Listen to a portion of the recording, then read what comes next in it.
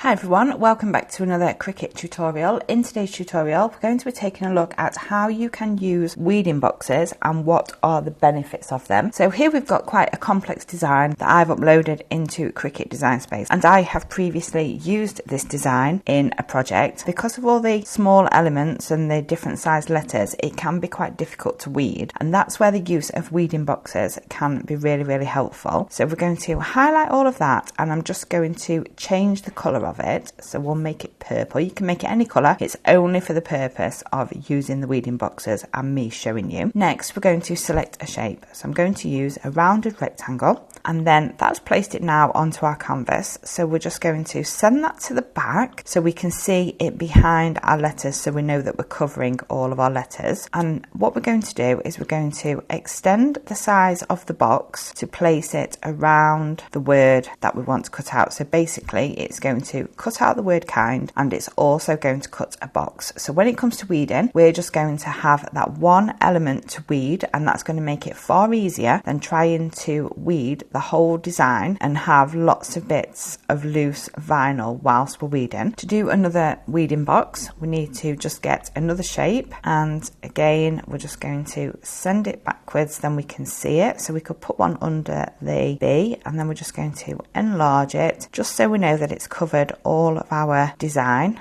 and we know that it's not going to chop any of the design off when it cuts out the box. And you're going to repeat this for all of the words, or to create as many weeding boxes as you want to. You don't have to do a weeding box for every word, you could just choose some of them, or you can do one for every single one. It's totally your choice. Then when you've added the weeding boxes, we can see now we've got the initial design, and here we've got the different sized weeding boxes. What we need to do is we need to select all of the design and the weeding boxes, and we need to attach them together. Don't panic that they're all now the same colour and you can no longer see the words under the weeding boxes, because when we select make it and it shows us how it's going to look when it's on the mat, we can see there that it's going to cut us out the box, but the initial design is still hiding underneath, so it will still cut that as well. I think this is a really great way of weeding complex designs like this one, where you're going to have lots of excess vinyl but also lots of small letters and small bits of vinyl to contend with. Hope you found this tutorial helpful. Thank you very much for watching, and I will see you again soon.